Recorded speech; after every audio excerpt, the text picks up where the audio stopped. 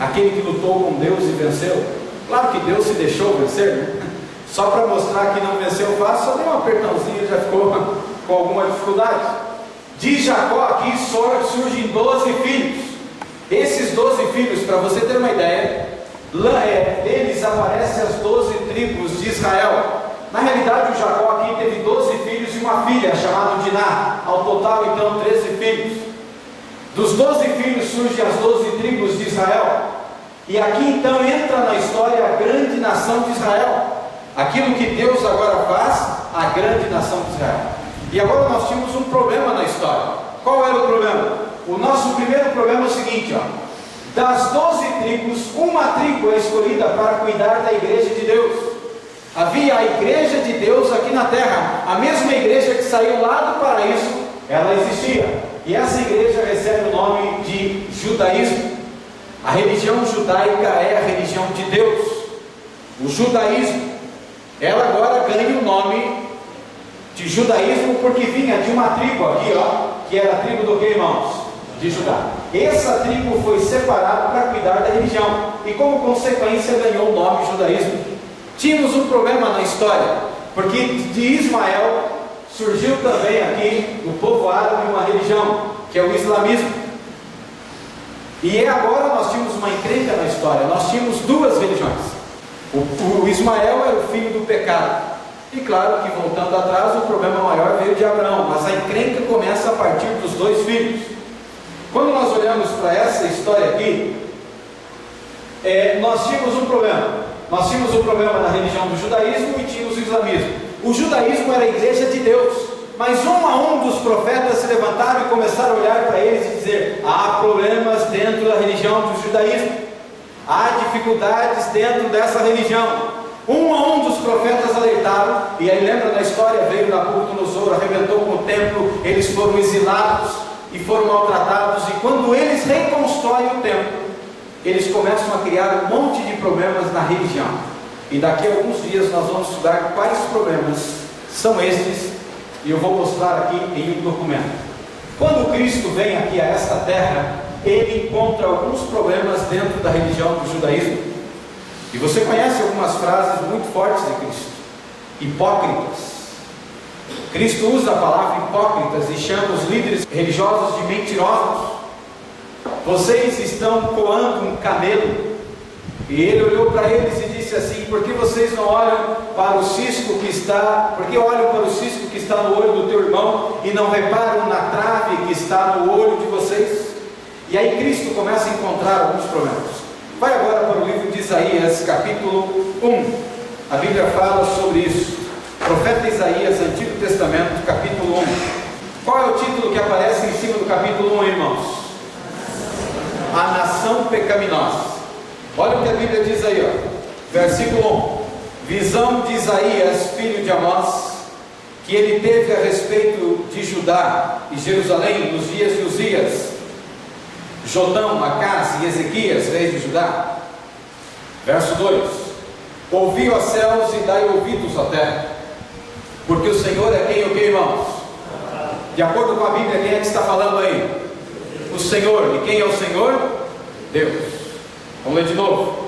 Ouvi, ó céus, e dai ouvidos, ó terra, porque o Senhor é quem fala. Criei filhos e os engrandeci, mas eles estão revoltados contra mim. Quem é esse mim aí? Deus. Olha para cá. Note que, lembra que quando Deus faz a promessa a Abraão: eu farei de você uma grande nação.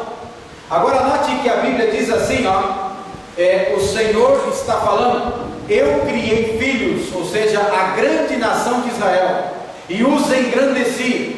Porque se você ler a Bíblia e olhar na história, o povo de Israel foi o povo que foi mais abençoado por Deus. Ainda quando você vai em Israel hoje, você vê bênçãos de Deus neste povo. E muito distantes estão de Deus o povo de Israel. Por que eles estão distantes de Deus? Porque eles não aceitaram quem? O Messias. Claro que existem cristãos hoje em Israel, tem, mas a grande maioria não aceitou o cristianismo. Mas ainda você vê bênçãos de Deus na vida desse povo. São muito ricos, são um povo assim muito forte. Apesar que hoje o mundo árabe está tomando conta, principalmente da cidade de Jerusalém. Agora note que a Bíblia diz aqui: criei filhos e eles estão revoltados contra mim. Agora imagine nesta noite uma mãe que criou com todo amor, com todo carinho, um pai que criou com tanto amor e tanto carinho. Agora o filho se revolta contra o pai, contra a mãe e começa a fazer guerra contra a sua família. Isso é triste ou não? É. Agora note o que a Bíblia diz aqui ainda no versículo 3: o boi conhece o seu possuidor, e o jumento o dono da sua manjedoura, mas Israel não tem conhecimento. O meu povo não, ok, irmãos? Entende? Olha para cá. Esse texto aqui é muito triste, esse verso. Sabe por quê? A Bíblia diz assim que o boi conhece o quê? O seu o quê? Dono. Você já viu alguma vez um boi fazendo oração? O seu cachorro faz oração para comer? Não faz, né? Por que não faz? Porque ele não tem uma consciência de Deus como nós temos. Agora note que uma coisa o animal sabe. O animal conhece quem? O dono. Conhece ou não conhece? Eu lembro o rapaz que eu tinha um cachorro que foi assassinado, né? Mataram meu cachorro no carnaval aí, lá em São Miguel. Era um cachorro que já estava há 10 anos comigo. Aquele cachorro, rapaz, ele me conhecia de longe. Eu virava o carro na esquina e ele já começava a latir. E um dia eu contei essa história, alguém disse: rapaz, teu carro era barulhento, né? Não era que era barulhento, sei lá, se era pelo som do motor do carro, se era pelo cheiro do ar, não sei, mas ele conhecia. E eu chegava em casa e ia entrar com o carro, rapaz, eu tinha que me cuidar porque ele ficava dançando na frente. E ai de mim se eu entrasse para dentro de casa e não fizesse carinho nele. A minha esposa me dizia assim: você chega em casa, em vez de vir me cumprimentar, cumprimenta o cachorro primeiro. Mas é que o cachorro era o primeiro que eu via. Então note, o cachorro ou o animal conhece o seu dono. E conhece tanto que às vezes o dono está meio nervoso, briga com ele, dá um tapa nele, ele fica de longe olhando para você, não fica? Com aquela cara de tristeza. Aí você olha para ele e fala assim: vem cá. O que ele faz? Ele vem correndo. Ele conhece o dono. Agora note que a Bíblia diz aqui que Israel, a nação levantada por Deus, não conhece Deus. E sabe que tem muita gente hoje que não conhece Deus. Tem muita gente hoje que levanta e não faz oração agradecendo a Deus porque está vivo. Tem muita gente que hoje come e não agradece a Deus pelo que ganhou para comer. E tem muita gente assim no mundo que não ora para agradecer a Deus em muitos momentos. Tem gente, você sabia, que não ora para dormir, rapaz? Nem sabe se vai acordar no outro dia e o indivíduo não ora. Não chega no final de dia que nem hoje e diz: Deus, quanta encrenca o Senhor não me livrou hoje. Mas muito obrigado, Senhor, porque eu estou vivo, né? E vou poder dormir agora. Tem misericórdia que acorda amanhã, né? Mas tem gente que não ora. Agora note o que diz o verso aqui ainda, no versículo 4: ai desta nação pecaminosa, povo carregado de iniquidade, raça de malignos, filhos corruptores, abandonaram quem, irmãos? Blasfemaram do Santo de Israel e voltaram o quê?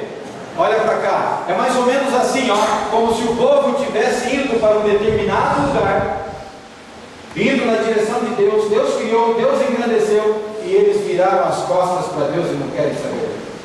Agora, a nação de Israel foi a nação escolhida por Deus para ser a nação que iria cuidar da religião que veio do céu, a religião direta de Deus. E essa religião se perdeu. Se essa religião se perdeu, será que muitas religiões por aí afora podem ou não podem se perder? Podem. Quando Cristo ele vem, ele encontra alguns problemas na igreja, e não encontra problemas tanto nos fiéis. Aí que está a questão que eu quero que você entenda. O problema de muitas igrejas que existe hoje não está no fiel, rapaz, mas está na cabeça, está na liderança da igreja. Alguns homens que se dizem pastores, que se levantam para pregar, estes homens às vezes eles começam a ter pensamentos de riqueza. A revista Veja esses dias atrás trouxe uma reportagem, faz uns dias, e mostrou um grande império que se levantou, uma grande religião aí, que tem um nome muito parecido com a outra que é mais famosa. Você sabe quem eu estou falando. Não vou falar aqui o nome da igreja para não pensar que eu estou aí querendo falar mal dele. Mas esse homem é um homem bem simples, usa um chapelão e fala meio atrapalhado. Já ouviu dele, né? Mas ele é um homem muito simples. É um camarada que ele criou um império. Ele tem, para você ter uma ideia, a revista trouxe esses dias, tem 2 aviões a jato, tem 3 carros importados e blindados. Aí quando eu vi a matéria, eu fiquei pensando, para que carro blindado? Eu não uso carro blindado, porque eu não tenho medo. Ouviu? Começa a entender por aí? Agora, esse homem, se você ler a biografia dele, diz que tem um monte de inimigo e um monte de gente querendo matar ele. E tem algumas fazendas também aí no Mato Grosso. Interessante isso. Para que tudo isso? Agora note que o problema estava na cabeça da religião. Agora, quando Cristo chega, ele encontra problemas na liderança. E olha o que a Bíblia fala sobre isso lá no Evangelho de João, capítulo 1, versículo 10 até o versículo 12. A Bíblia diz assim: o verbo estava no mundo, o mundo foi feito por intermédio dele, mas o mundo não o que, irmãos? Veio para o que era seu e os seus não o. Olha para cá. A Bíblia diz que Cristo veio à terra, o mundo não o conheceu, mas a Bíblia diz que ele veio para os seus. Lembra alguns episódios de Cristo? Quando chega uma mulher e começa a clamar para ele: Senhor, tenha misericórdia, ajuda, minha filha está doente. E Jesus olha para ela e diz assim: não é bom tirar o pão da mesa dos filhos e jogar aos cachorrinhos. Você já leu esse texto na Bíblia, ouviu? Parece que Jesus está sendo muito duro, não parece? Mas ele queria ensinar uma lição, não para ela, mas uma lição para aquele povo. Então note que esta mulher que clama, ela era uma mulher de outra raça, de um outro povo. Então note que ele veio para o povo de Israel. Ele veio diretamente para esse povo que cuidava da igreja de Deus. Mas na história nós tínhamos 2 grandes religiões: o judaísmo, que era a igreja que saiu lá do Jardim do Éden, e nós tínhamos o islamismo e o povo do mundão. 3 encrencas já aí, porque o judaísmo também começou a se apostatar. A religião de Deus se afastou do caminho de Deus. E quando aconteceu isso, olha o que a Bíblia diz aqui no verso 12: mas a todos quanto receberam, deu-lhes o que, irmãos? O poder de serem feitos filhos de Deus, a saber, aos que creem no seu nome. Quando acontece isso, Cristo chama 12 discípulos. E quando ele chama os 12 discípulos, ele funda o cristianismo. Aí começa, nós temos um terceiro problema na história, ou melhor, uma terceira religião. Nós tínhamos 2 grandes religiões, que era o islamismo e aí o judaísmo.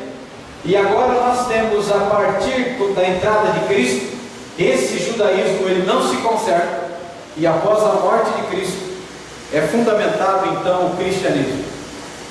Que o cristianismo não é uma nova religião em si, mas é a mesma religião que saiu da mão de Deus, com uma roupagem nova, com as mesmas doutrinas do judaísmo. As mesmas doutrinas aqui do judaísmo. Ela não é uma religião nova, mas é a mesma religião que vem lá do jardim agora, com uma roupagem agora de Cristo. Agora olha que interessante, quando nós olhamos para isso, a Bíblia diz que a nação de Israel rejeitou os ensinamentos, ou melhor, se afastou dos ensinamentos da religião de Deus. Cristo vem e ele agora funda o cristianismo. E a igreja de Deus agora iria passar por 7 períodos na história da raça humana. Nós teríamos apenas 7 igrejas a partir de agora, viu? Ouviu isso? Somente 7 igrejas iriam, cada uma delas, serem levantadas em uma determinada fase. Num determinado tempo da história, uma única igreja se levantaria no plano divino, em 7 períodos diferentes da história. Aí a pergunta é a seguinte: querem saber que igrejas são essas, sim ou não? Aí ó, senti firmeza em vocês. Querem saber que igreja é esta, sim ou não? Sim. Então não falte domingo. Porque domingo, ouça o que eu vou dizer, domingo eu vou mostrar a cobra morta aqui, viu? Eu vou mostrar na história os 7 períodos e as 7 igrejas de Deus, quando existiram, aonde existiram, qual era a igreja de Deus e qual é o período da história aqui, da igreja que também existe nos dias de hoje. A igreja profética,